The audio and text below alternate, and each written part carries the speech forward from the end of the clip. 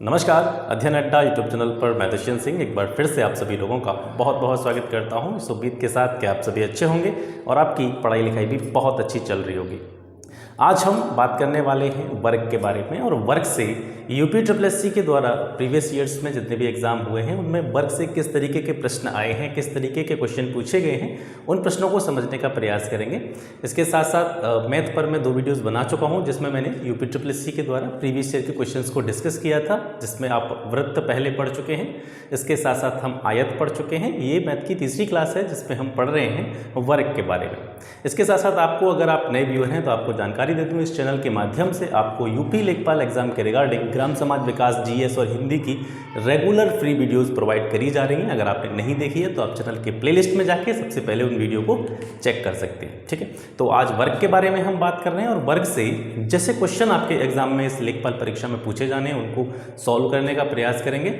और वर्ग में विशेषकर जैसा कि मैंने पिछली वीडियोज़ में आपको बताया है कि वर्ग से, आयत से, वृत्त से, जो भी आप कह सकते हैं कि ज्योमेट्री वाले पोर्शन है उसमें ज्योमेट्री बेस्ड क्वेश्चन नहीं पूछे जाएंगे। जो मेंसुरेशन बेस्ड क्वेश्चन है यानी क्षेत्रमिति आधारित, परिधि आधारित जो प्रश्न हैं वो आपसे इस परीक्षा में पूछे जाएंगे। तो स्पेशली आपको जो क्षेत्रमिति है, परिधि है, इस तरीके के प्रश्नों पर ज़्यादा आपको फोकस करना है। तो चलिए क्लास स्टार्ट करते हैं और बात करते हैं वर्क के बारे में। क्वेश्चंस को सॉल्व करने से पहले थोड़ा सा जान लेते हैं वर्क के बारे में। और मैं ये मान के चल रहा हूँ कि आपकी जो बेसिक नॉलेज है, थोड़ी बहुत नॉलेज आपको होगी ही, और अगर नहीं भी होगी तो मैं उस लेवल से आपको बताऊंगा कि जिससे आप कम से कम लेखपाल एग्जाम के जो प्रश्न होंगे इन चैप्टर से रिलेटेड उनको आसानी से कर पाएंगे। तो वर्क क्या होता है? अगर आपने पिछला वीडियो देखा है आयत वाला तो मैं मानता हूं कि वर्क को समझने में आपको बिल्कुल भी दिक्कत नहीं होगी। अगर आयत आपने समझा है, आयत के फॉर्मूलेज आपने देखे हैं, तो वर्क के फॉर्मूलों को न तो आपको याद करने की ज़रूरत पड़ेगी और ना बिल्कुल भी इनको रिपीट करने की ज़रूरत पड़ेगी। ठीक है, जैसा कि मैंने बताया था, चतुर्भुजों का जो सिलेबस दे रखा है आपके एग्जाम में, चतुर्भुज क्या होता है? चतुर्भुज किसी भी 4 भुजाओं से घिरी हुई आकृति को हम क्वाड्रिलेटरल कहते हैं, या किसी भी 4 भुजाओं से घिरी हुई आकृति को हम चतुर्भुज कहते हैं। चतुर्भुजों को हम किस रूप में पढ़ते हैं? जैसे आयत हो गया आपका, वर्ग हो गया, समांतर चतुर्भुज हो गया, सम चतुर्भुज हो गया और समलंब चतुर्भुज हो गया। ये ही जो टॉपिक हैं आपके इस सिलेबस में दे रखे हैं। तो जैसा कि मैंने बताया था, आयत भी 4 भुजाओं वाली आकृति होती है, वर्ग भी 4 भुजाओं वाली आकृति होती है। तो ये क्या है? ये भी अपने आप में चतुर्भुज है, क्वाड्रिलेटरल है। तो क्वाड्रिलेटरल के एक प्रकार जिसे हम वर्ग के नाम से जानते हैं उसको आज हम डिस्कस करेंगे। ठीक है, वर्ग की पहचान क्या होती है? सबसे बड़ी पहचान वर्ग की ये होती है, इस तरह की आकृति आपको दिखाई दे रही होगी। तो जो 4 भुजाओं वाली आकृति है, ये चारों भुजाएं इसकी जो है बराबर होती हैं। ठीक है, वर्ग की सबसे पहली पहचान क्या होती है? चारों भुजाएं जो होती हैं इसकी इक्वल होती है। ठीक है, चारों भुजाएं इक्वल होती हैं। इसके साथ साथ अपोजिट साइड जो होती हैं, ठीक है, अपोजिट साइड जो होती हैं, यानी अपोजिट साइड का मतलब है आमने सामने वाली जो भुजाएं हैं, ये वाली इसके और ये वाली इसके, अपोजिट साइड जो होती है वो पैरेलल होती है। ठीक है, पैरेलल होती हैं यानी समांतर होती हैं। और ये जो गुण है इसका, ये आयत में भी यही गुण पाया जाता है। मैंने आपको बताया था, आयत की भी जो आमने सामने वाली भुजाएं होती हैं, अपोजिट साइड होती हैं, वो एक दूसरे के पैरेलल होती हैं, समांतर होती हैं। ठीक है, समांतर क्या होता है इसके बारे में मैं आपको आयत वाले पोर्शन में बता चुका हूँ। ठीक है, तो आयत की सबसे पहली पहचान, वर्ग की सबसे पहली पहचान क्या होती है? उसकी चारों भुजाएं कैसी होती हैं? इक्वल होती हैं। और आमने सामने की भुजाएं एक दूसरे के कैसी होती हैं? पैरेलल होती हैं। इसके साथ साथ ईच एंगल, जो हर कोण होता है वर्ग का, चाहे ये वाला कोण की बात करें, चाहे ये वाले कोण की बात करें, चाहे इस वाले कोण की बात करें, चाहे इस वाले कोण की बात करें, प्रत्येक कोण जो होता है वो 90 डिग्री का होता है। 90 डिग्री के कोण को हम कहते हैं समकोण, अंग्रेजी में इसको बोलते हैं हम राइट एंगल। ठीक है, वर्ग समझ में आया? वर्ग का मतलब है जिसकी चारों भुजाएं समान हो, आमने सामने की भुजाएं एक दूसरे के पैरेलल हो, इसके साथ साथ प्रत्येक कोण 90 डिग्री का हो। इस तरह की जो आकृति होती है उसको हम कहते हैं वर्ग यानी स्क्वायर। ठीक है, अब परिधि क्या होती है, क्षेत्रफल क्या होता है? जनरली इन सभी चीज़ों के बारे में हम पिछली क्लासेस में डिस्कस कर चुके हैं, फिर भी आपको बता देता हूँ। जो चार भुजाएं हैं अगर इनको हम मापें, इनकी लंबाइयां देखें, इन चारों भुजाओं की लंबाइयों को अगर हम योग कर दें तो इसका मतलब है वो क्या निकल के आएगा हमारे पास, वो उस आकृति की परिधि निकल के आएगी, परिमिति निकल के आएगी। जैसे ये वर्ग की आकृति है, मान लीजिए जैसा कि मैंने आपको यहाँ पे बताया वर्ग की सभी भुजाएं जो हैं बराबर होती हैं। तो माना यहाँ पे इसकी लंबाई 1 सेंटीमीटर है, 1 सेंटीमीटर है, इसकी भी 1 सेंटीमीटर, इसकी भी 1 सेंटीमीटर है। तो इन चारों भुजाएं की लंबाइयों का जब हम योग करेंगे तो ये हो जाएगा 4। तो 4 को हम क्या कहेंगे, 4 क्या निकल के आया, ये 4 निकल के आया है इस वर्ग की परिधि या परिमिति। ठीक है, तो परिधि का मतलब क्या होता है, किसी भी आकृति की जो आउटर लाइन होती है या किसी भी आकृति का जो बाहरी जो लाइन होती है उसका योग जो होता है, या फिर हम कह सकते हैं अगर भुजाओं वाली आकृति है तो सभी भुजाओं का योग जो होता है वो क्या होता है, परिधि, परिमिति या पेरीमीटर इसको कहते हैं। ठीक है, अब इसके कुछ फॉर्मूलेस देख लेते हैं जो आपके इन क्वेश्चंस में काम आने वाले हैं, उनको समझते हैं। वर्ग के फॉर्मूलों को याद करना बहुत आसान है अगर आपने आयत पढ़ रखा है तो याद करने की जरूरत नहीं पड़ेगी। अगर आपको आयत का कॉन्सेप्ट पता है तो वर्ग के फॉर्मूले उसी कॉन्सेप्ट से अपने आप बनते चले जाएंगे। जैसे यहाँ पे देखिए, ये हो गया आपका वर्ग। ठीक है, सबसे पहले हम निकालते हैं परिमिति का फॉर्मूला जो हम इन क्वेश्चंस में यूज करेंगे। परिमिति या इसको हम कहते हैं पेरीमीटर। ठीक है, परिमिति का मतलब क्या होता है, मैंने आपको बताया था किसी भी आकृति की सभी भुजाओं को अगर जोड़ दें, सभी भुजाओं को अगर हम क्या कर दें, जोड़ दें तो जोड़ने पर जो चीज़ हमको प्राप्त होती है वो उस आकृति की परिधि, परिमिति या पेरीमीटर हमको प्राप्त होता है। वर्ग के बारे में हम पढ़ रहे हैं, हमको पता है, अभी हमने देखा है कि वर्ग की चारों भुजाएं बराबर होती हैं। तो मैं कोई भी एक वैल्यू मान लेता हूँ इस भुजा की। तो जैसे मैंने मान लिया इस भुजा की लंबाई है a, क्योंकि वर्ग की चारों भुजाएं समान होती हैं तो जब ये a है तो ये सारी भुजाएं भी a होंगी। ठीक है, क्लियर यहाँ तक। वर्ग की चारों भुजाएं बराबर होती हैं, मैंने एक भुजा को a मान लिया तो इसका मतलब है सारी भुजाएं a होंगी। अब परिमिति हम कैसे निकालेंगे, सभी भुजाओं को जोड़ देंगे। ठीक है, परिमिति का मतलब यही तो है, यानी उसकी सभी भुजाओं का योग। अब इनको जोड़ेंगे तो 1a, 2a, 3a और ये 4a, जोड़ करके 4a हो जाएंगी। ठीक है, तो हम परिधि या परिमिति का फॉर्मूला पढ़ रहे हैं। 4 आया, यहाँ पे a क्या है, इस वर्ग के संदर्भ में a क्या है, a इस वर्ग की भुजा है। ठीक है, a क्या है, इस वर्ग की भुजा है। तो यहाँ पे लिख दूंगा मैं a की जगह पे भुजा। तो इसका मतलब है जो परिधि का फॉर्मूला निकल करके आया आपका, वो क्या निकल के आया, परिधि बराबर 4 गुणा भुजा। ठीक है, यानी वर्ग की जो परिधि होती है वो भुजा के 4 गुने के बराबर होती है। ये फॉर्मूला आपको इन क्वेश्चंस में यूज करना है परिधि के संदर्भ में। अब इसके बाद में क्षेत्रफल देखते हैं, क्षेत्रफल या एरिया। वर्ग का क्षेत्रफल क्या होता है, आयत का क्षेत्रफल आपने पढ़ा था, ये लंबाई हुआ करती थी, ये चौड़ाई हुआ करती थी। तो कोई भी क्षेत्रफल जब हम निकालते हैं तो लंबाई गुणा चौड़ाई करते हैं। ठीक है, तो इसकी लंबाई क्या है, देखिए a, चौड़ाई क्या है इसकी a। ठीक है, आयत के बेस्ड पे हम कर रहे हैं, आयत का क्षेत्रफल क्या होता है, लंबाई गुणा चौड़ाई। तो वर्ग का क्षेत्रफल भी उसी तरीके से निकाल लें हम, लंबाई ये रही, इसकी चौड़ाई ये रही, तो लंबाई गुणा चौड़ाई करेंगे तो कितना हो जाएगा, a²। और जैसा कि मैंने आपको बताया a क्या है, इस वर्ग की भुजा है, तो ये क्या हो जाएगा, भुजा पे स्क्वायर। ठीक है, तो जब भी वर्ग का एरिया निकालना हो तो उसका फॉर्मूला होता है भुजा पे स्क्वायर। ठीक है, यानी जो भी साइड दे रखी होगी वर्ग की, उस वर्ग की भुजा का हम स्क्वायर कर देंगे।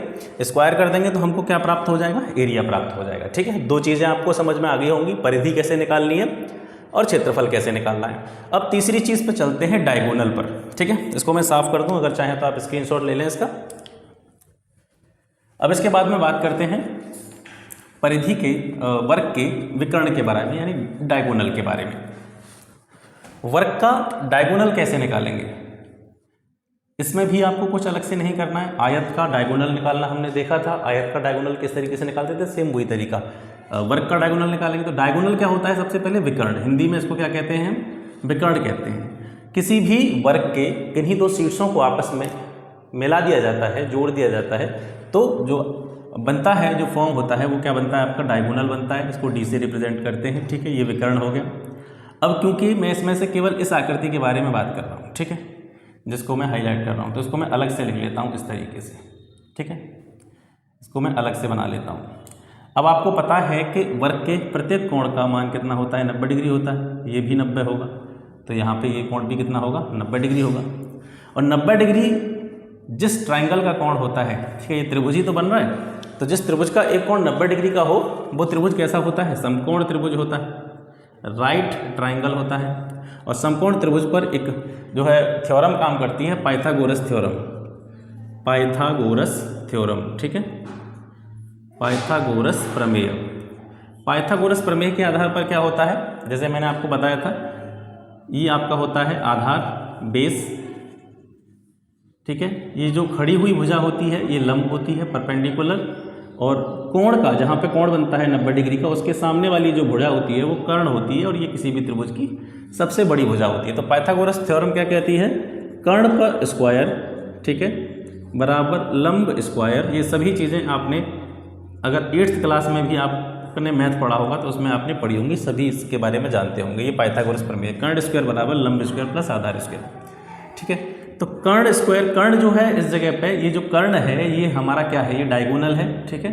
ये जो कर्ण है ये हमारे वर्ग में हमारा क्या है, विकर्ण है, तो इसको डी से रिप्रेजेंट करेंगे तो डी स्क्वायर हो जाएगा। अब आप जानते हैं वर्ग के बारे में पढ़ रहे हैं, और वर्ग की चारों भुजाएं कैसी होती हैं, बराबर होती हैं। तो चाहे ये लंब हो, ये वाली भुजा है, ठीक है, और आधार है, ये वाली भुजा है, चाहे ये वाली भुजा ले लो, चाहे ये वाली भुजा ले लो, सारी भुजाएं बराबर हैं। तो इसका मतलब लंब और आधार इसमें दोनों कैसे हैं, बराबर हैं। तो लंब की वैल्यू हम यहाँ पे ए ले लेते हैं, ए स्क्वायर, ऐसे ही आधार की वैल्यू भी हम ए ले लेते हैं, ठीक है। तो डी स्क्वायर बराबर हो जाएगा आपका ए स्क्वायर, और ए स्क्वायर जोड़ेंगे तो 2a स्क्वायर, और अगर डी से हम स्क्वायर हटाएंगे तो इन दोनों चीज़ों पे वर्गमूल लग जाएगा, ठीक है। अब डी बराबर क्या हो जाएगा आपका, देखो ए स्क्वायर लगा हुआ है, इसके ऊपर वर्गमूल है, तो इसका मतलब है ए तो निकल आएगा अपना, लेकिन 2 का वर्गमूल नहीं निकाला जा सकता है, तो ये √2 ही रहेगा और ये निकल आएगा इस तरीके से। तो डी बराबर क्या हो जाएगा, √2 गुणा ए की वैल्यू कितनी होती है, ए का मतलब क्या है, हमारे वर्ग की भुजा, तो इसकी जगह पर मैं लिख दूंगा भुजा सीधे सीधे। तो इसका मतलब है वर्ग का जो विकर्ण होता है उसका सूत्र क्या हो गया, विकर्ण बराबर √2 गुणा भुजा, यानी किसी भी वर्ग का जो विकर्ण होता है भुजा के √2 गुने के बराबर होता है, ठीक है। अगर कहीं पर आपको विकर्ण दे रखा हो और आपसे भुजा पूछे, विकर्ण दे रखा हो और भुजा पूछे तो कैसे निकालेंगे, भुजा पूछ रहा है, विकर्ण दे रखा है, तो कैसे निकालेंगे, भुजा बराबर डी, और ये गुणा में है तो नीचे भाग में चला जाएगा, dy√2, ठीक है। विकर्ण में √2 का भाग दे देंगे तो भुजा निकल आएगी। तो ये जो 4 फॉर्मूले बताए हैं, 3-4 चीज़ें जो हैं, यही चीज़ें आपको याद रखनी है, इन्हीं से ही सारी चीज़ें आगे फॉर्म होती चली जाएंगी, इन्हीं से ही सारी चीज़ें आगे बनती चली जाएंगी, ठीक है। तो चलिए सबसे पहले अपने पहले क्वेश्चन की तरफ बढ़ते हैं और इसी के साथ समझने का प्रयास करते हैं। पहला क्वेश्चन है आपका, एक आकृति दे रखी है, बहुत छोटा सा क्वेश्चन है, धीरे धीरे हम जो भी क्वेश्चन, देखिए जो हमारा एग्जाम है लेखपाल एग्जाम, UPSSC से जो एग्जाम पूछे जाते हैं उसमें जो GS का लेवल होता है वो ठीक ठाक होता है, मैथ का लेवल जो होता है वो उतना अच्छा नहीं होता जितना SSC की परीक्षाओं में होता है। तो यहाँ पे आपको बहुत ज़्यादा दिमाग नहीं लगाना है, और जैसा कि मैं हमेशा कहता हूँ आपसे, पेपर को निकालने की स्ट्रेटजी के बारे में सोचिए, किस तरीके के प्रश्न पूछे जाते हैं। और ख़ास करके जब भी हम PYQ सॉल्व करते हैं, प्रीवियस ईयर क्वेश्चन सॉल्व करते हैं किसी भी परीक्षा के या किसी भी बोर्ड के, तो उससे हमें कहीं ना कहीं एक आइडिया हो जाता है कि किस तरीके के प्रश्न एग्जाम में पूछे जाने हैं।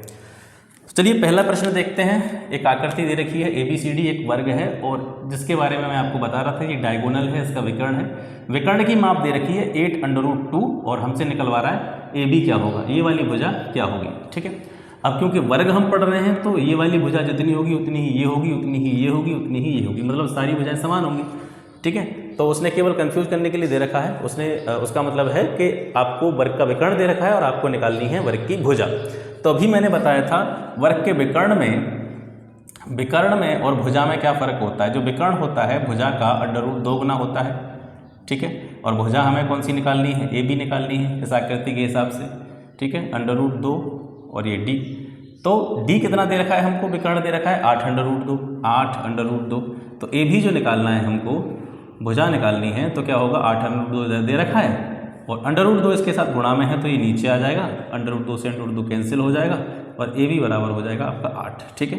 तो ये 8 हो गया। तो जैसे AB मैंने 8 निकाला है तो इसका मतलब है ये सारी भुजाएं 8 की होंगी, क्योंकि हम वर्ग पढ़ रहे हैं, ठीक है। सिंपल सा क्वेश्चन था। दूसरा क्वेश्चन देखते हैं। अगर किसी वर्ग का विकर्ण 30 सेंटीमीटर है, D बराबर 30 मीटर, ठीक है, विकर्ण 30 मीटर दे रखा है, परिमिति क्या होगी इसकी, परिमिति का मतलब है चारों भुजाओं का योग, और परिमिति का मतलब है, हम कह सकते हैं एक तरह से, हमने अभी पढ़ा था परिमिति का फॉर्मूला 4 × A, 4 गुणा भुजा, ये वैल्यू हमको निकालनी है। विकर्ण हमको दे रखा है, विकर्ण में और भुजा में क्या रिलेशन होता है अभी अब देखेंगे। D बराबर √2 × भुजा, यही तो रिलेशन होता है। मैं बार बार इस चीज़ को इसलिए लिख रहा हूँ क्योंकि आपको ये दिमाग में फिक्स हो जाए। तो D हमें कितना दे रखा है, D हमको दे रखा है 30, √2 ये रहा, और भुजा हमारी ऐसे लिख देंगे, ठीक है। तो भुजा निकालेंगे हम तो क्या होगा 30/√2, ठीक है। भुजा की वैल्यू कैसे निकलेगी, 30 में √2 का भाग लग जाएगा, 30 में √2 का भाग लग जाएगा तो ये हमारी क्या निकल आएगी, भुजा निकल आएगी। और हमको चाहिए क्या, परिमिति। हमको क्या चाहिए, इसकी परिमिति चाहिए, परिधि चाहिए, और परिमिति का फॉर्मूला क्या होता है 4a, तो मैंने 4a रख दिया। और a क्या है, हमारी भुजाई तो है a, तो 30/√2 a की जगह पर रख देंगे, 4 × 30/√2।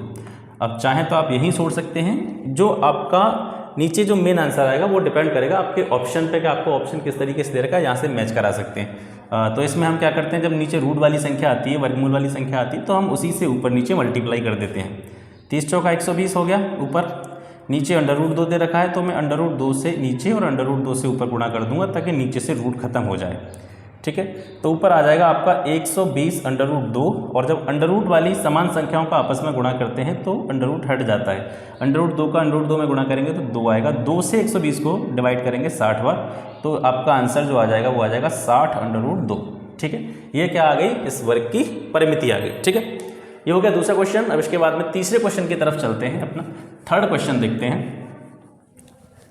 थर्ड क्वेश्चन है आपका 361 वर्ग फुट वाले एक वर्गाकार प्लाट के चारों ओर, ठीक है।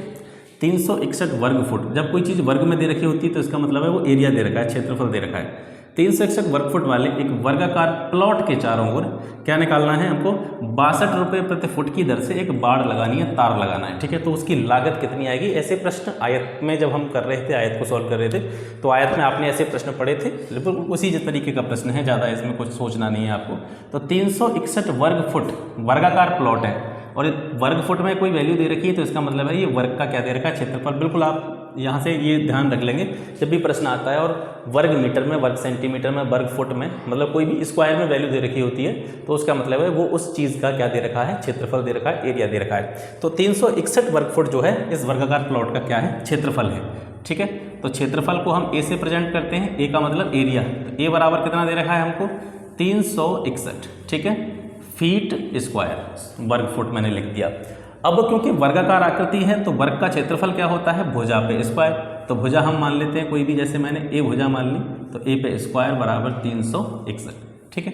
अब ए का वैल्यू निकालेंगे, यहाँ पे स्क्वायर लग रहा है तो इसके ऊपर √ लग जाएगा, और 361 का √ क्या होता है, वर्गमूल क्या होता है 19, ठीक है। और कम से कम आपको 1 से लेकर के 20-25 तक की संख्याओं के वर्ग, वर्गमूल, घन, घनमूल ये आपको बिल्कुल उंगलियों पर रटे होने चाहिए, इससे कैलकुलेशन करने में हमको आसानी रहती है। तो 361 का वर्गमूल होता है 19, तो 19 क्या निकल के आया, उस वर्गाकार प्लॉट की जो है भुजा निकल करके आ गई। और मैंने आपको बताया था जब भी किसी आकृति के चारों ओर बाड़ लगाई जाती है, जब भी किसी आकृति के चारों ओर तार लगाया जाता है, ठीक है, तो वो तार की लंबाई या बाड़ की लंबाई कितनी होती है, जितनी उस आकृति की क्या होती है, परिधि, यानी जितनी आकृति की परिधि होगी उतनी ही उसके आसपास क्या लगेगा, तार लगेगा या बाड़ लगाई जाएगी। तो क्योंकि ये एक भुजा है, ठीक है, और हमको पूरे प्लॉट के चारों ओर बाड़ लगानी है, तो इसका मतलब वो बाड़ की लंबाई कितनी होगी, उसकी लंबाई कितनी होगी, बाड़ की लंबाई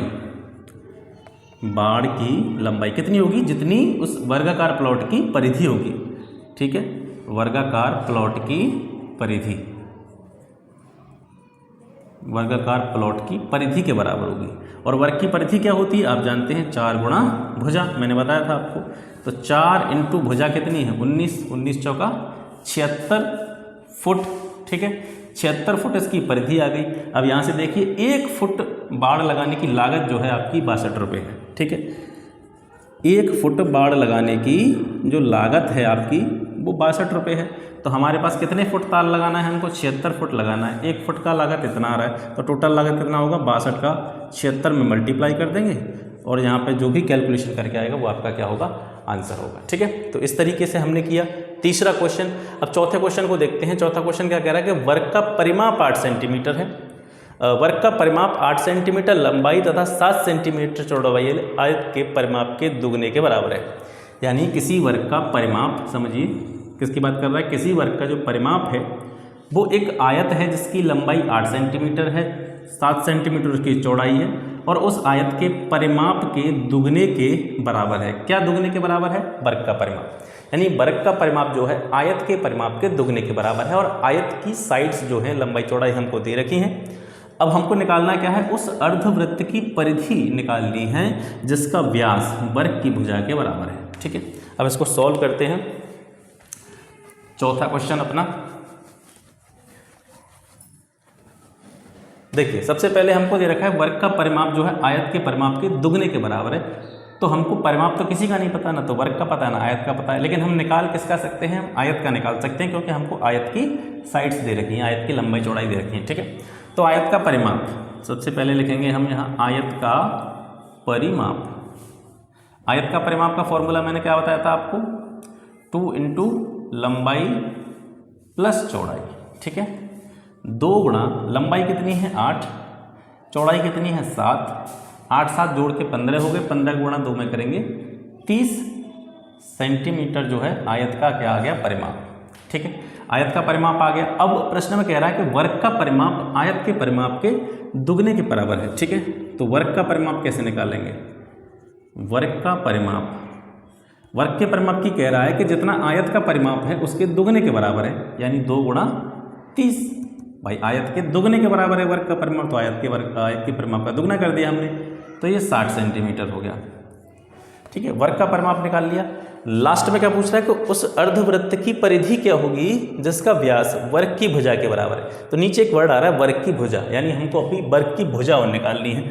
वर्ग का परिमाप क्या होता है, अभी हम बात कर रहे थे 4 गुणा भुजा, भुजा मैंने ए मान के चल रहा हूँ, जो भी मैं ए लिख रहा हूँ तो समझ लीजिए मैं भुजा लिख रहा हूँ वहाँ पे। ठीक है, तो वर्ग का परिमाप का फॉर्मूला होता है 4 गुणा भुजा।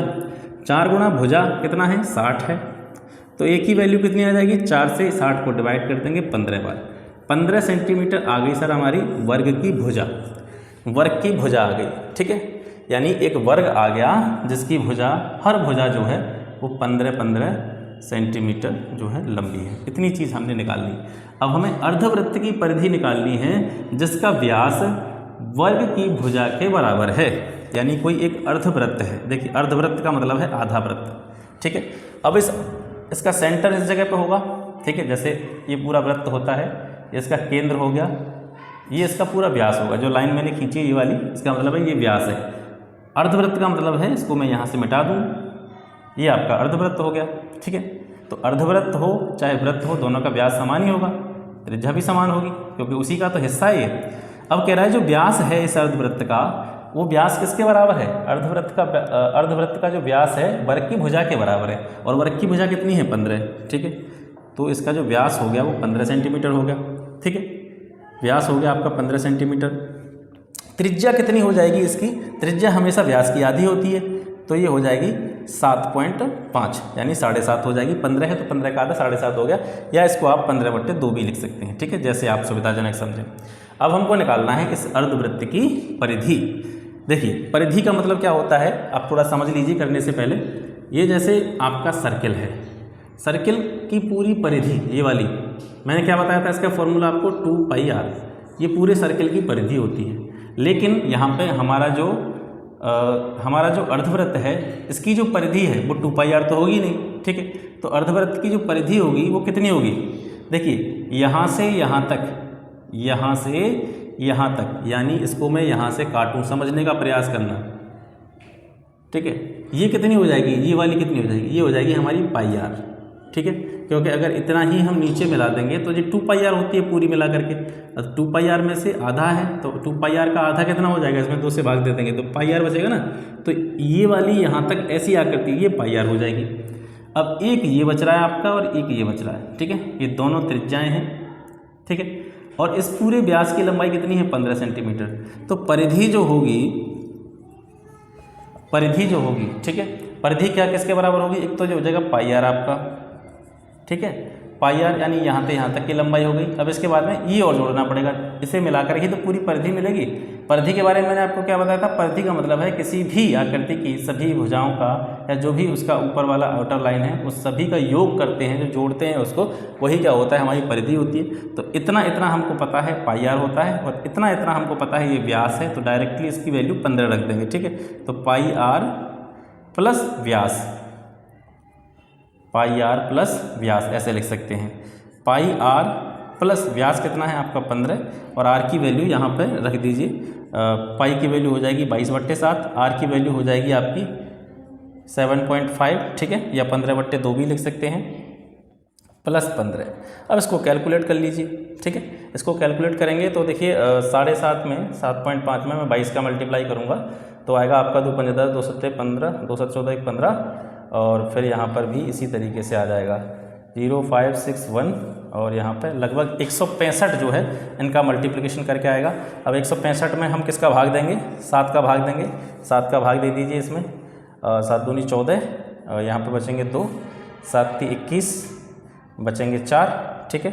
अब 4 में चूँकि भाग जाएगा नहीं इसका तो 0 बढ़ा लेंगे, यहाँ पे पॉइंट लगा देंगे, 7 × 7 = 35, लगभग 23.5 के समथिंग आएगा, ठीक है। यानी इसको सॉल्व करके पूरा 23.5 के समथिंग आएगा, प्लस 15 इसमें यहाँ पे जुड़ जाएगा, दोनों को जोड़ देंगे, ये हो जाएगा आपका 38.5, ठीक है। इतने सेंटीमीटर जो है इस अर्धवृत्त की आपकी क्या आ जाएगी, परिधि आ जाएगी, ठीक है। इसके बाद में आगे चलते हैं। अगला सवाल है हमारा, वर्ग का क्षेत्रफल 1024 सेंटीमीटर स्क्वायर है। एक आयत की लंबाई एवं चौड़ाई के बीच क्रमशः क्या अनुपात होगा जिसकी लंबाई वर्ग की भुजा के दुगनी और चौड़ाई वर्ग की भुजा से 12 सेंटीमीटर कम है। बड़ा अच्छा सवाल है। देखिए वर्ग का क्षेत्रफल, सबसे पहले हमको दे रखा है वर्ग का क्षेत्रफल 1024 सेंटीमीटर स्क्वायर।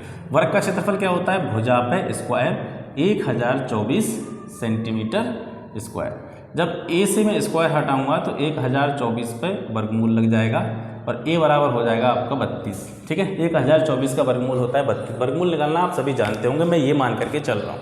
1024 का वर्गमूल 32 होता है, तो भुजा आ गई हमारी वर्ग की 32। अब कह रहा है एक आयत की लंबाई एवं चौड़ाई के बीच क्रमशः क्या अनुपात है। एक आयत है, एक अलग आकृति है आयत, उसकी लंबाई चौड़ाई के बीच में हमें रेशियो निकालना है, जिसकी लंबाई वर्ग की भुजा से दुगनी, किसकी लंबाई, आयत की लंबाई, ठीक है। तो आयत की लंबाई जो कह रहा है वो क्या कह रहा है, आयत की लंबाई वर्ग की भुजा से दुगनी है।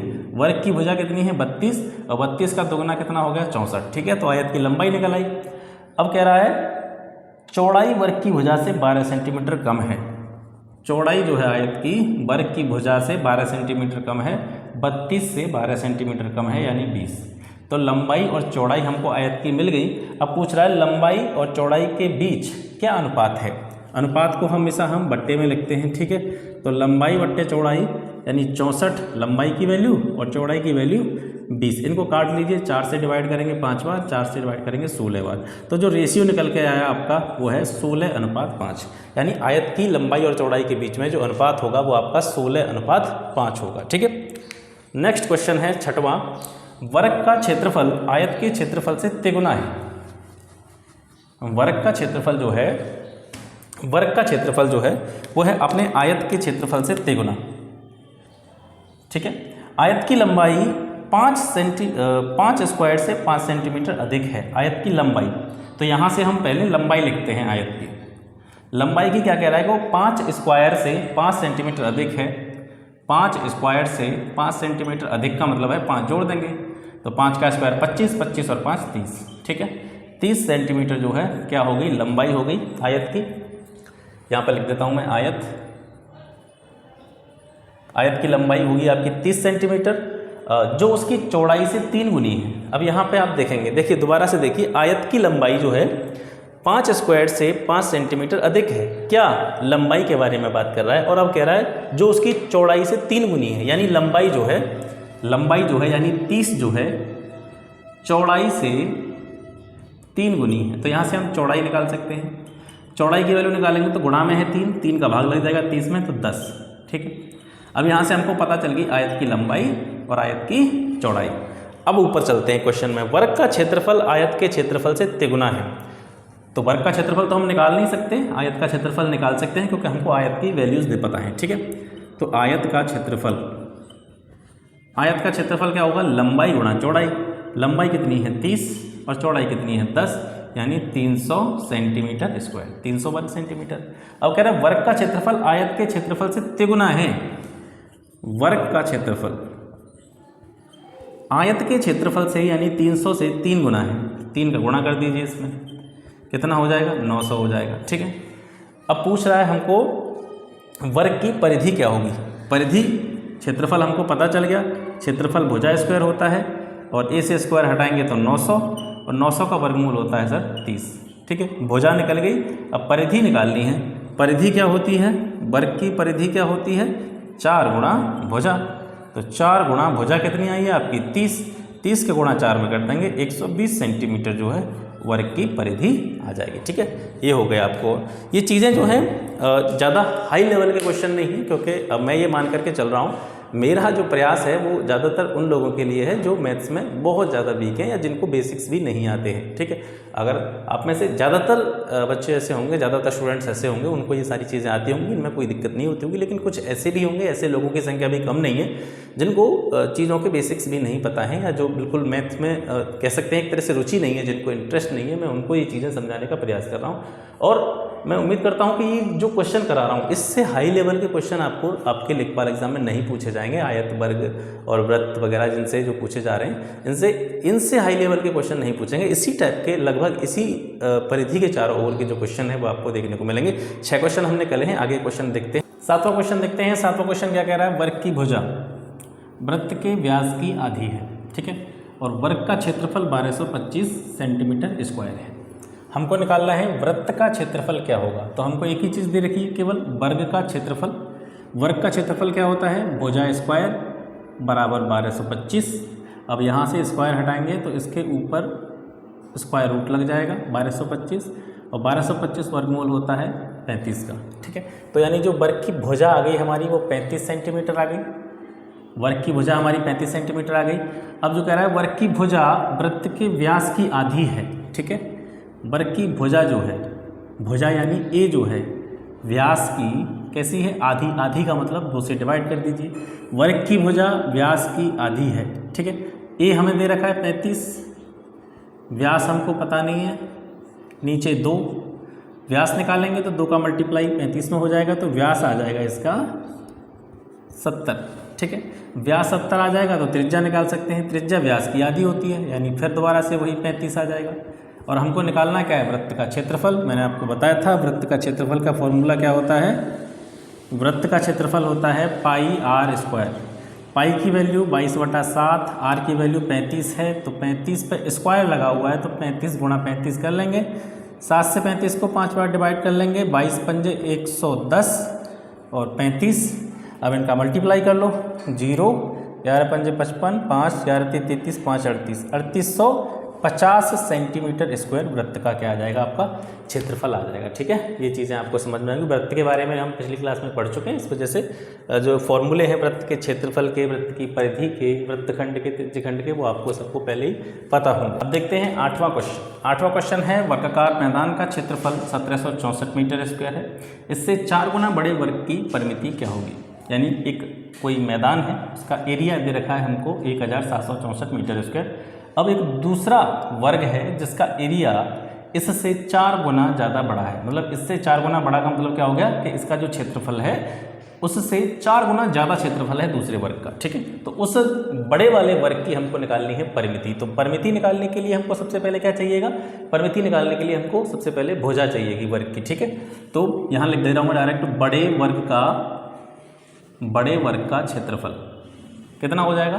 बड़े वर्ग का क्षेत्रफल कितना हो जाएगा, जो छोटा वाला वर्ग है इससे 4 गुना ज़्यादा क्षेत्रफल है उसका कह रहा है सवाल में, तो इसको लिख देंगे हम 4 गुणा 1764। ठीक है, इसका मल्टीप्लाई कर लीजिए, 4 चौका 16, 1 4 6 24, 1 25, 2 4 7 28, 2 30, 4 1 4 3 7, 7056 जो है इसका आ गया।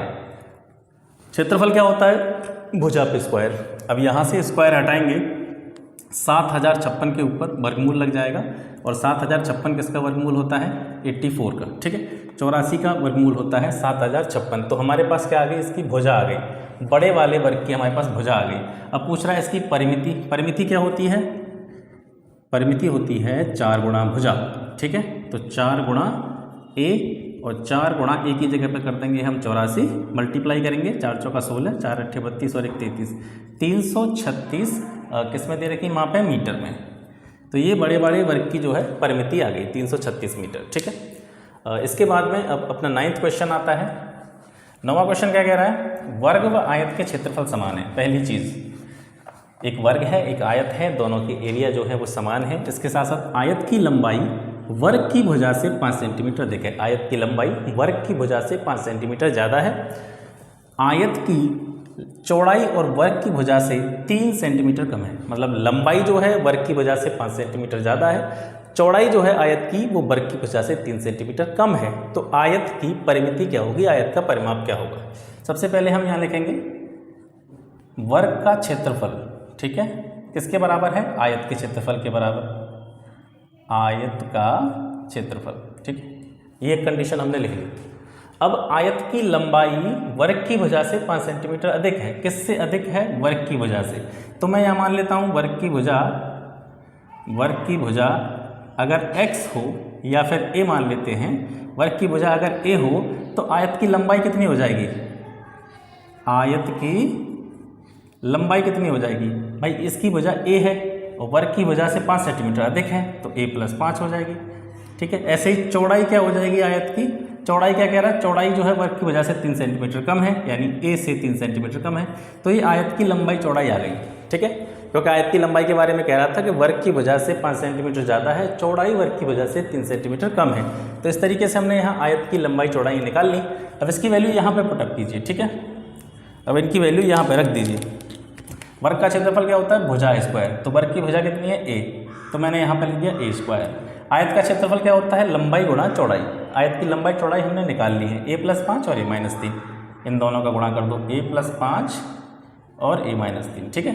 मल्टीप्लिकेशन कीजिए अंदर, a स्क्वायर बराबर a का a में मल्टीप्लाई करेंगे a स्क्वायर, a का -3 में करेंगे -3a, 5 का a में करेंगे 5a और 5 का -3 में करेंगे तो -15, दोनों साइड में a स्क्वायर है, कैंसिल हो जाएगा। -3a + 5a तो प्लस के 2a बचेंगे, माइनस के 15 बराबर 0।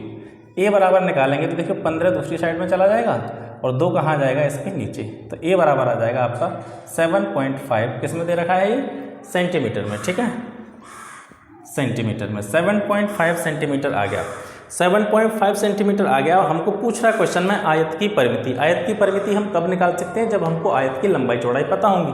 आयत की लंबाई चौड़ाई हमने यहाँ पे निकाली थी, ठीक है। तो यहाँ डायरेक्टली मैं लिख रहा हूँ आयत की परिमिति जो होगी, आयत की परिमिति किसके बराबर होगी, 2 गुणा लंबाई प्लस चौड़ाई, ठीक है। 2 गुणा लंबाई कितनी है, a + 5, चौड़ाई कितनी है, a - 3, ठीक है। 2 × a और a हो जाएगा आपका 2a और 5 में से 3 जाएंगे तो -2, ठीक है। अब वैल्यू रख दीजिए यहाँ 2a, ठीक है। 2a की वैल्यू 7.5, 7.5 का गुणा करेंगे तो 15 हो जाएगा, -2, 15 में से 2 गए तो 13 बचेंगे, 13 गुणा 2 में करेंगे तो 26 सेंटीमीटर जो है आयत की परिमिति आ जाएगी। ऐसा करता हूँ, बिल्कुल आपको दिक्कत इस क्वेश्चन में नहीं हुई होगी। अब इसके बाद में अपना नेक्स्ट क्वेश्चन देखते हैं, 10वां क्वेश्चन। आयत तथा वर्ग की परिमिति 160 हो गई और इसके अलावा आयत का क्षेत्रफल वर्ग के क्षेत्रफल से 100 मीटर स्क्वायर कम है, आयत की लंबाई ज्ञात कीजिए। देखिए आयत और वर्ग दोनों की परिधि कैसी दे रखी है, आपस में समान दे रखी है। तो आयत की परिधि में 2 चीज़ें होती है, लंबाई गुणा चौड़ाई, तो लंबाई चौड़ाई हमको पता नहीं है। वर्ग की परिमिति से हम वर्ग की भुजा निकाल सकते हैं, क्योंकि यहाँ पे हमें सिर्फ एक ही चीज़ की जरूरत पड़ती है, वर्ग की भुजा की, ठीक है। तो वर्ग की परिमिति क्या होती है, 4 गुणा भुजा, कितना दे रखा है 160, तो वर्ग की भुजा यहाँ से निकल आएगी आपकी 40। जब वर्ग की भुजा निकल आई तो वर्ग का क्षेत्रफल निकाल सकते हैं।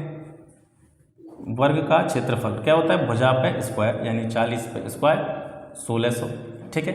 अब एक और चीज़, आयत का क्षेत्रफल वर्ग के क्षेत्रफल से 100 मीटर स्क्वायर कम है। आयत का जो क्षेत्रफल है, आयत का क्षेत्रफल वर्ग के क्षेत्रफल से 100 कम है, 1600 से 100 कम है, यानी 1500 है, ठीक। अब इसके अलावा हमको कुछ दे नहीं रखा है इसमें। अब हमें आयत की लंबाई निकालनी है, तो आयत की लंबाई कैसे निकालेंगे, देखिए आयत का क्षेत्रफल क्या होता है, लंबाई गुणा चौड़ाई, एक कंडीशन ये बन गई, याद रखेंगे। और दूसरा हमको दे रखा है आयत का परिमाप। आयत का परिमाप क्या होता है, 2 × l + b बराबर 160। 160 दे रखा था हमें भाई, वर्ग का और आयत का दोनों का परिमाप 160 दे रखा है, तो l + b बराबर हो गया आपका 2 का भाग दे देंगे 160 में 80, ठीक है। अब 2 सिचुएशन बन गई हमारी, l + b बराबर 80 और l × b बराबर 1500, ठीक है। अगर कॉमन सेंस से देखेंगे तो 1500 हमको लेके आना है, 2 चीज़ें हैं हमारे पास, l और b, 1500 लेके आना है हमको गुणा और जोड़ के लेके आना है हमको 80, ठीक है। जोड़ के हमको 80 लाना है और 1500 लेके आना है हमको गुणा करके। तो आप देखेंगे 50 और 30 80 होते हैं, और 50 गुणा 30 करेंगे तो 1500 हो जाएगा। तो यहाँ से आप डायरेक्टली ऑप्शन के हिसाब से आंसर को निकाल सकते हैं, लेकिन हम जो तरीका होता है उसी तरीके से निकालने की कोशिश करेंगे, ठीक है। अगर ऑप्शन यहाँ पे दे रखे होते, मैंने ऑप्शन इसलिए नहीं लिखे हैं क्योंकि फिर ज़्यादा टाइम लगता है, क्योंकि डिजिटल बोर्ड तो है नहीं, तो बोर्ड है तो उस पर पूरा जो है हाथ से लिखना पड़ता है। तो ऑप्शन इसलिए मैं नहीं लिखता हूँ कि कौन सा ऑप्शन लेके आना है, डायरेक्ट सॉल्व करते चलो आंसर आ ही जाएगा। अब इसके बाद में जैसे ऑप्शन दे रखे होते हैं आपको, 50 दे रखा होता है ऑप्शन में, 30 दे रखा होता, तो आप यहीं से कॉमन सेंस लगा सकते हैं। देखिए l + b 50 और 30 80 होते हैं जोड़ के, और 50 गुणा 30 करेंगे तो 1500, यानी l की वैल्यू 50 और b की वैल्यू 30 यहाँ से डायरेक्टली निकाल सकते हैं। लेकिन हम जो है क्वाड्रेटिक इक्वेशन के द्वारा, द्विघात समीकरण के द्वारा इसको हल करेंगे। यहाँ से देखिए किसी भी एक चीज़ की वैल्यू निकाल के दूसरे में पुटअप कर दीजिए, b की निकाल लीजिए या l की निकाल लीजिए। तो जैसे मैं यहाँ से l की वैल्यू निकाल रहा हूँ तो 80 - b हो जाएगी। l बराबर यहाँ से क्या हो जाएगा 80 - b। इस l की वैल्यू को मैं इसमें पुटअप कर देता हूँ, ठीक है, l की वैल्यू को। तो 80 - b इंटू b 1500 हो जाएगा। b का मल्टीप्लिकेशन करेंगे तो माइनस के b² और b का 80 में करेंगे तो 80b बराबर 1500। माइनस से पूरे में गुणा करके 1500 को इधर ले आते हैं, तो माइनस से पूरे में मल्टीप्लिकेशन करेंगे तो ये प्लस का b² हो जाएगा, ये माइनस का 80b हो जाएगा, और इधर जो है माइनस का 1500 हो जाएगा। फिर इसको इधर लेके आएंगे तो ये फिर दोबारा से प्लस का हो जाएगा 1500, ठीक है। तो b² - 50b - 30b + 1500 द्विघात समीकरण आपने कक्षा 10 में पढ़े होंगे, ठीक है। और इसी वजह से मैं कह रहा था आपसे कि जो मैथ आपको करना है, अगर आप एकेडमिक बुक से इसको करेंगे, एकेडमिक बुक से करेंगे तो ज़्यादा आपके लिए बेनिफिशियल रहेगा, ठीक है। तो b - 50 और b - 3, तो इसकी लंबाई जो हो गई या तो 50 हो सकती है या 30 हो सकती है, ठीक है। क्या पूछ रहा है, लंबाई पूछ रहा है। चौड़ाई निकाली है हमने, तो अगर चौड़ाई यहाँ पे अगर हम 50 लेंगे तो लंबाई आपकी 30 आएगी ऑटोमेटिक, क्योंकि लंबाई गुणा चौड़ाई तो क्षेत्रफल होता है। अगर इसकी चौड़ाई अगर हम 30 लेंगे तो लंबाई ऑटोमेटिक आपकी 50 आएगी, ठीक है। तो यहाँ से आप इसको देख सकते हैं। कक्षा ये जो है 10th क्वेश्चन हमारा हो चुका है। इसके बाद में 11वें क्वेश्चन पर देखते हैं। 11वां क्वेश्चन बहुत अच्छा क्वेश्चन है। 11वें क्वेश्चन को देखिए, इस तरीके के प्रश्न अक्सर परीक्षा में पूछे जाते हैं। 11वां क्वेश्चन है हमारा, वर्ग का क्षेत्रफल तथा इसके विकर्ण पर खींचे गए वर्ग का क्षेत्रफल का अनुपात क्या होगा। वर्ग का क्षेत्रफल, जैसे कोई वर्ग है, ठीक है, इसकी भुजा मैंने मान ली ए ऐसे करके भुजा हो गई इसकी, क्योंकि इसमें हमें कोई भी वैल्यू दे नहीं रखी है। अब वर्ग का विकर्ण है, वर्ग का विकर्ण किस तरीके से खींचेंगे हम, इस तरीके से। वर्ग का विकर्ण पर खींचे गए वर्ग के क्षेत्रफल का अनुपात क्या होगा। अब विकर्ण पर एक वर्ग खींचा जा रहा है, ठीक है, इसको मैं डॉट डॉट करके बना देता हूँ जिससे आपको कन्फ्यूजन ना हो, ठीक है। इस तरीके से एक और यहाँ पे वर्ग बनना है, तो दो वर्ग बनने, एक तो ये वर्ग है जो हमारे पास था, दूसरा हमने विकर्ण के आधार पर एक वर्ग बनाया। दोनों वर्ग जो हैं, एक ये वाला और एक ये वाला, इन दोनों का हमको क्या निकालना है, क्षेत्रफल का अनुपात निकालना है, ठीक है। अच्छा, तो सबसे पहले जो पहला वाला वर्ग है, इसकी भुजा तो हमको पता है, क्षेत्रफल के लिए हमको क्या चाहिए, भुजा चाहिए, तो इसकी भुजा तो हमको पता है। इसकी भुजा क्या होगी, इसकी प्रत्येक भुजा पहले वाले वर्ग के विकर्ण के बराबर होगी, यानी ये जो भुजा होगी यही सारी भुजाओं की लंबाइयाँ होंगी, क्योंकि वर्ग है तो वर्ग की सारी भुजाएं कैसी होती हैं, बराबर होती हैं। विकर्ण कैसे निकालते हैं आपको पता ही होगा। विकर्ण कैसे निकालते हैं, दोनों भुजाओं का स्क्वायर करके रूट निकाल देते हैं, ए स्क्वायर, ठीक है, जो मैंने बता चुका था। 2a² हो गया ये, और d बराबर निकालेंगे तो √2a ये आएगी, ठीक है। तो एक वर्ग जो है पहला वाला, यहाँ लिख दे रहा हूँ मैं, पहले वर्ग का क्षेत्रफल a1 मान लिया, दूसरे वर्ग का a2 मान लिया, इस तरीके से लिख दे रहा हूँ मैं। तो पहले वर्ग का क्षेत्रफल क्या होगा, पहले वर्ग की भुजा का स्क्वायर, पहले वर्ग की भुजा कितनी है a, तो a² हो जाएगा। दूसरे वर्ग का क्षेत्रफल क्या होगा, अब देखिए ये विकर्ण मैंने निकाला है √2a, तो जितना ये है उतना ही ये होगा, उतना ही ये होगा और उतना ही ये होगा, चारों भुजा बराबर होती है वृत्त की। अब इसमें क्या करेंगे हम, पहले वाले वर्ग का क्षेत्रफल हमने निकाल लिया, दूसरे वाले वर्ग का क्षेत्रफल निकालेंगे तो इस भुजा का क्या हो जाएगा, स्क्वायर हो जाएगा। इसकी भुजा कितनी है, √2a का स्क्वायर, ठीक है। तो ऊपर a² √2 का स्क्वायर करेंगे तो रूट हट जाएगा, a का स्क्वायर करेंगे तो a² से स्क्वायर कट गई, 1/2 या 1:2 जो है दोनों क्षेत्रफलों का अनुपात आ जाएगा, ठीक है। आपकी चीज़ें समझ में आ रही होंगी। इसके बाद में 12वां क्वेश्चन है अपना। 12वां क्वेश्चन क्या कह रहा है, वृत्त तथा वर्ग के क्षेत्रफल समान है, परिमापों का अनुपात क्या होगा। वृत्त और वर्ग के क्षेत्रफल समान है, देखिए वृत्त का क्षेत्रफल डायरेक्ट में लिख रहा हूँ क्या होता है, पाई आर स्क्वायर। वर्ग का क्षेत्रफल क्या होता है, भुजा स्क्वायर। इस तरीके से होता है। परिमापों का अनुपात ज्ञात कीजिए। ठीक है, हमको निकालना है क्या है, परिमाप। पहले किसका नाम दे रखा है, वृत्त का, तो वृत्त का परिमाप लिखेंगे। वृत्त का परिमाप वृत्त की परिधि ही होता है, तो उसको मैं लिखता हूँ यहाँ 2 पाई आर। और नीचे वर्ग का परिमाप जो होता है वो होता है 4 इंटू भुजा। इसकी वैल्यू हमको निकालनी और हमको चीज़ें दे रखी हैं ये वाली। ठीक है, अब यहाँ से किस तरीके से लिखेंगे हम, यहाँ से इसको ऐसे लिख सकते हैं, ऊपर है आर तो इसको लिख सकते हैं हम आर स्क्वायर, यहाँ पे दे रखी है देखिए ध्यान से, और ए स्क्वायर को दूसरी साइड में लाएंगे तो ये नीचे आ जाएगी। बराबर में इधर क्या बचेगा, देखिए आर स्क्वायर थी, मैं इधर इसको इधर ले आया, अब पाई को दूसरी साइड में ले जाऊंगा तो 1/पाई हो जाएगा। अब यहाँ से इस पर भी स्क्वायर है, इस पर भी स्क्वायर है, दोनों के स्क्वायर अगर हटाऊंगा तो इस पर वर्गमूल लग जाएगा। एक का वर्गमूल एक ही होता है, पाई का निकल नहीं सकता तो रूट में पाई लिख देंगे, तो r/a की वैल्यू ये आ गई। इस r/a की वैल्यू को हम यहाँ पे पुटअप कर देंगे। ठीक है, r/a की वैल्यू को यहाँ पे पुटअप कर देंगे तो 2 पाई/4 अलग से दे रखा है, r/a की जगह पे मैं क्या लिख दे रहा हूँ, 1/√पाई। ठीक है, 2 से 4 2 बार कैंसिल हो जाएगा, और रूट पाई से पाई को कितनी बार काटेंगे, रूट पाई बार। ठीक है, तो ऊपर रूट पाई हो जाएगा और नीचे कितना हो जाएगा, 2। ठीक है, 2 से 4 2 बार कटा था, तो अनुपात आ जाएगा आपका √पाई/2।